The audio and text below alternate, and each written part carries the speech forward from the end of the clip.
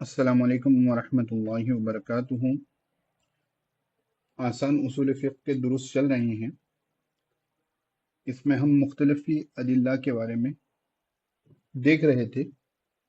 इससे पहले उर्फ़ के बारे में हमने जाना, उसके शराइत जाने, इसी तरह इस्तिहसान के बारे में भी हमने जाना।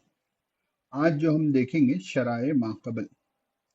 शराए माक़बल, शराए जो है ये शरीयत की जमा है, यानी अल्लाह के रसूल सल्लल्लाहु अलैहि वसल्लम को नबूवत मिलने से पहले जिन अम्बिया अलैहिमुस्सलातु वस्सलाम को अल्लाह रब्बुल इज़्ज़त ने शरीयतें अता फरमाई थी, जैसे तौरात, ज़बूर, इंजील हैं, इब्राहीम अलैहिस्सलाम के सहीफ़े हैं, तो उनके बारे में उनको क्या हम दलील के तौर पर इस्तेमाल कर सकते हैं। माक़बल की शरीयतें, मूसा अलैहिस्सलाम की शरीयत, ईसा अलैहिस्सलाम की शरीयत, ठीक है, इसी तरह जो है हज़रत दाऊद अलैहिस्सलाम की शरीयत, क्या वो अहकाम जो उनकी शरीयतों में थे इस्लाम में उनको दलील के तौर पर इस्तेमाल कर सकते हैं। अब आप क्योंकि मुख्तलिफ़ी अदीला पढ़ रहे हैं तो बाज़ के पास दलील के तौर पर होगी, बाज़ के पास कुछ शराइत के साथ होगी, जो भी है तफसील आपको आज सबक में आएंगे। अब पहली बात यह रख लें, जब शराए माक़बल का जिक्र आ जाता है, मसलन तौरेत, ज़बूर और इंजील, खुसूसन तौरेत और इंजील का जब जिक्र आता है तो हमको मालूम है कि ये मुहर्रफ किताबें हैं, यानी इसमें तब्दीलियां कर दी गई हैं। ये वर्ड ऑफ गॉड अब उसी हालत में बाकी नहीं है।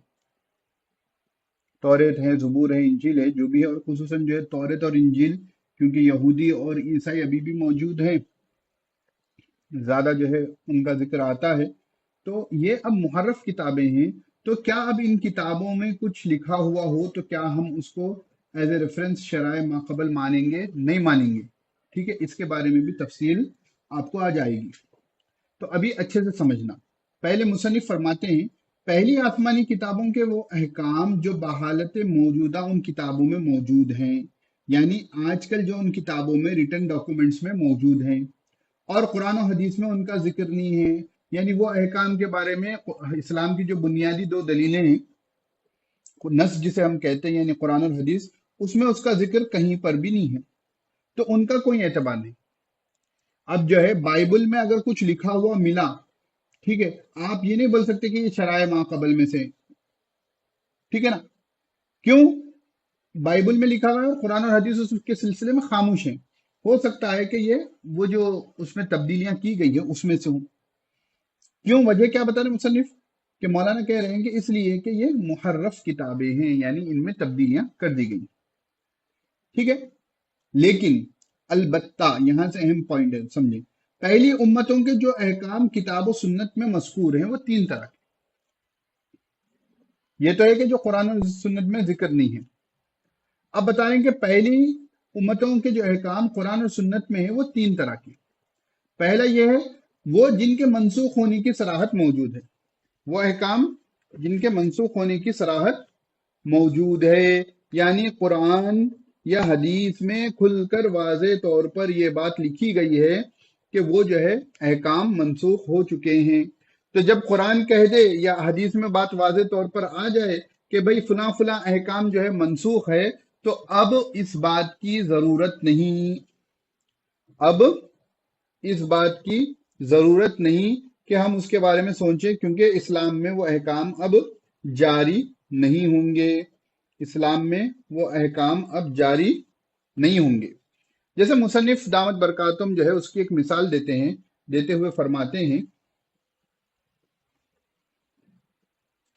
अब जैसे यहां पर जो है मुसन्निफ दामत बरकातुम ने सूरह अनआम की इस आयत करीमा को जिक्र किया, औज़ु बिल्लाहि मिनश शैतानिर रजीम, व अलल लज़ीना हादू हर्रमना कुल्ला ज़ी ज़ुफ़ुरिन, और यहूदियों पर हमने हराम किया हर नाखून वाला जानवर, कुल्ला ज़ी ज़ुफ़ुरिन, हर नाखूनदार जानवर को हमने हराम किया।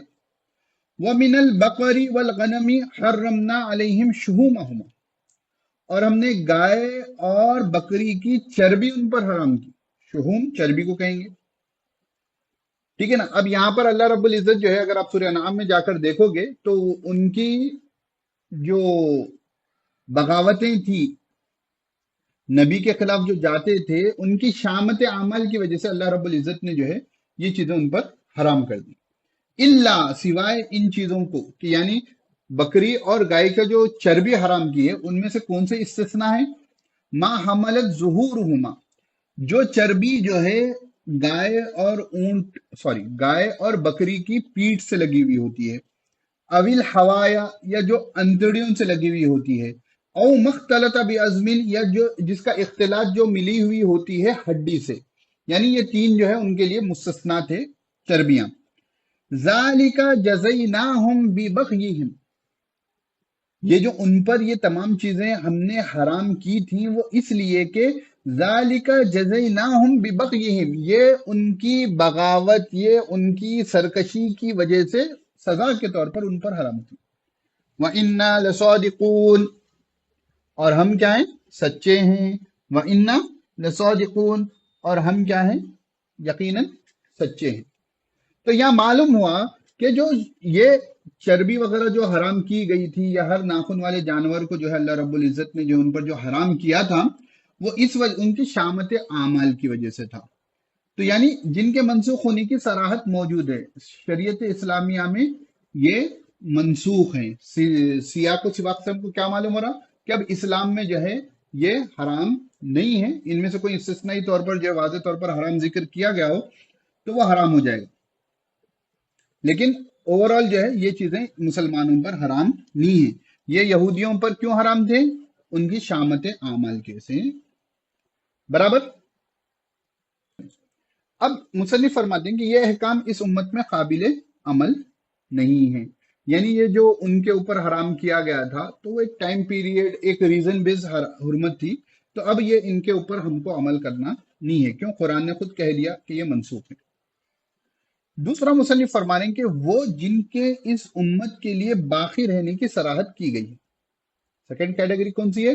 جن کے بارے میں کلیئر کٹ اللہ رب العزت نے بتا دیا کہ بھائی اسلام میں محمد صلی اللہ علیہ وسلم کے اوپر جو ہے شریعت نازل کی گئی ہے اس میں یہ حلال ہے، یعنی ابھی بھی وہ باقی ہیں. جیسا روزوں کے بارے میں یا ایھا الذین آمنوا کتب علیکم الصیام، اے ایمان والوں تم پر روزے فرض کیے گئے، کما کتب علی الذین من قبلکم، جیسا تم سے پہلے والوں پر فرض کیے گئے تھے، لعلکم تتقون، تاکہ تم تقوی اختیار کرو. تو اب یہاں پر صراحت کے ساتھ موجود ہے کہ یہ شرائط ما قبل میں بھی روزے فرض تھے اور جیسا ان پر فرض تھے اب مسلمانوں پر بھی فرض ہیں.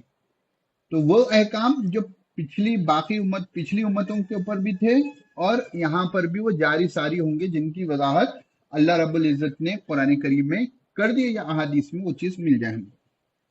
تو مصنف فرما رہے ہیں کہ یہ احکام اس امت میں بھی بالاتفاق باقی ہیں. اب دیکھیے قرآن میں جب صراحت آ گئی تو اب اس کو آپ یہ نہیں کہہ سکتے کہ جو ہے کہ یہ شرائع ما قبل میں سے ہے. ٹھیک ہے نا، تھوڑا لاجک سمجھیں. ٹھیک ہے، تو یہ مختلف فی ادلہ ہے. ٹھیک ہے، تو ہو سکتا ہے کہ بعض جو ہے فقی اس کو جو ہے جائز کہتے ہوں، بعض ناجائز کہتے ہوں. نہیں، اب جو فقی شرائع ما قبل کو جو ہے دلیل شرعی نہیں مانتے ہیں وہ قرآن کے اس نص ہونے کی وجہ سے اس کو مانیں گے. سمجھے نا؟ تو یہ پہلے متفق علیہ ادلہ میں قرآن کا حکم، تو قرآن کا حکم آ گیا کہ تم پر روزے فرض کیے گئے ہیں. تو جو اگر فقیہ شرائع ما قبل کو حجت نہیں مانتے وہ ان آیتوں کی تشریح کیا کریں گے یا ان مسائل کی تشریح کیا کریں گے؟ بھئی یہ قرآن کا حکم ہے اس لیے ہم لے رہے ہیں. سمجھ میں آگے بات. بعض اوقات اختلاف جو ہوتا ہے وہ بس تعبیر کا ہوتا ہے. ٹھیک ہے، جو فقیہ شرائع ما قبل کو مانتے ہیں یعنی دلیل شرعی مانتے ہیں، ٹھیک ہے، جو بھی کنڈیشنز کے ساتھ، وہ اس کو جو ہے شرائع ما قبل کی کیٹیگری میں لکھ دیں گے. اور جو فقیہ جو ہے اس کو شرائع ما قبل کو جو ہے دلیل شرعی نہیں مانتے ہیں وہ اس کو نص میں قرآن میں رکھ دیں گے. مسئلہ بات وہی ہے. ٹھیک ہے نا. اب اس کے بعد ہے سوم، وہ کہ جن کے نہ باقی رہنے کی صراحت کی گئی ہے. ٹھیک ہے، نہ باقی رہنے کی صراحت کی گئی ہے نہ منسوخ ہونے کی. لا نصدق ولا نکذب، کہ ان کے بارے میں اسلام میں نہ کنٹینیویشن کا ذکر ہے کہ یہ اب اسلام میں حضور صلی اللہ علیہ وسلم کی شریعت میں بھی واجب رہے گا یعنی جاری رہے گا، نہ اس کے منسوخ ہونے کی صراحت کی گئی ہے. جیسے وَكَتَبْنَا عَلَيْهِمْ فِيهَا أَنَّ النَّفْسَ بِالنَّفْسِ، ہم نے ان پر لکھ دیا تھا، فرض کر دیا تھا کہ نفس کے بدلے نفس، قصاص کا ذکر ہے کہ اگر کوئی جو نفس ہے نفس کی جان لے گا تو اس کے بدلے نفس کی جان لی جائے گی۔ ایک سیکنڈ، یہ پوری آیت کو میں پھر سے، جی تو وہی ہے کہ ایک نفس کے بدلے دوسرا نفس، یعنی آنکھ کے بدلے آنکھ، ناک کے بدلے ناک، پوری جو ہے سورہ مائدہ کے آیت نمبر 45 دیکھ لو گے تو آپ کو پورا مضمون مل جائے گا۔ اب اہم بات ہے کہ جن کے بارے میں صراحت نہیں کی گئی ہے ان کا حکم کیا ہوگا؟ تو مصنف دامت برکاتہم فرماتے ہیں ایسے احکام بھی جمہور کے نزدیک اس امت کے لیے باقی رہیں گے۔ جمہور فقہا کیا کہتے ہیں کہ ایسے احکام بھی باقی رہیں گے، اس لیے ناک کے بدلے ناک، آنکھ کے بدلے آنکھ، جیسا کہ ہاذہ ناقۃ اللہ شرب ولکم شرب یوم معلوم، وہ حضرت صالح علیہ السلام کی جو اونٹنی تھی جو پانی پینے آتی تھی، باری جس کی متعین تھی، ٹھیک ہے نا، تو وہاں پر باری متعین کر دی گئی تھی نا، کہ ایک دن جو ہے ہماری اونٹنی پی گئی اللہ رب العزت کی طرف سے جو معجزتاً پیدا کروائی گئی تھی، اور ایک دن جو ہے تمہارے جانور جو ہے پانی پیں گے، ٹھیک ہے۔ تو اس سے استدلال کرتے ہوئے کہا جاتا ہے کہ ناقابل تقسیم مشترک اشیاء کی مہایات کے ذریعے تقسیم کی جا سکتی ہے، جس سے مالکان باری باری فائدہ اٹھائیں گے۔ یعنی اس آیت کو، اس حکم کو پیش نظر رکھتے ہوئے کہا جاتا ہے کہ جو ناقابل تقسیم چیز ہے اس کو باری باری لے کر باری باری اس کی متعین کر لیں گے۔ تو اسی کی بنیاد پر اوپر کی جو آیت تھی وَكَتَبْنَا عَلَيْهِمْ فِيهَا أَنَّ النَّفْسَ بِالنَّفْسِ، تو اس کو بھی امت محمدیہ میں کیری فارورڈ مانا جائے گا، ٹھیک ہے۔ یہاں تک بات کلیئر ہے۔ اب یہاں پر جو ہے سمجھانے کے دوران میں نے ایک بات کہی تھی، لا نصدق ولا نکذب، ٹھیک ہے۔ تو جو باتیں اسرائیلی روایات میں ملیں گی کہ بتایا جائے گا کہ بنی اسرائیل میں یہ ہوا کرتا تھا، بنی اسرائیل میں یہ ہوا کرتا تھا، جو ہماری تفسیر کی کتابوں میں یا شروحات کی کتابوں میں جن کو ذکر کیا جاتا ہے، ٹھیک ہے نا، تو ان کے بارے میں یہ حکم ہے کہ نہ ہم اس کی تصدیق کریں گے نہ ہم اس کی تکذیب کریں گے۔ یعنی قرآن اور سنت ان چیزوں کے بارے میں خاموش ہیں، تو ان کے بارے میں ہم یہ کریں گے کہ لا نصدق، ان احکام کی نہ ہم تصدیق کریں گے، ہاں بھئی یہ پرانی شریعتوں میں صحیح میں تھے، یا یہ واقعہ پرانے لوگوں میں یعنی کسی شریعت میں ضرور ہوا ہے، ولا نکذب، اور نہ ہم اس کی تکذیب کریں گے۔ کیوں؟ کیونکہ ہمارے پاس کوئی آتھینٹک سورس نہیں ہے۔ ممکن ہے وہ بات ہوئی تھی، ممکن ہے وہ بات نہیں ہوئی تھی، تو اس کے لیے ہم یہ کریں گے کہ جھٹ سے انکار کرنا یا جھٹ سے قبول کر لینے کے بجائے لا نصدق ولا نکذب، نہ ہم اس کی تصدیق کریں گے اور نہ ہی ہم اس کی تکذیب کریں گے، ٹھیک ہے۔ یہاں پر شرائع ما قبل کا سبق مکمل ہوا، اس کے بعد قول صحابی ہے، انشاءاللہ اس کو ہم تفصیل سے اگلے سبق میں دیکھیں گے۔ السلام علیکم ورحمۃ اللہ وبرکاتہ۔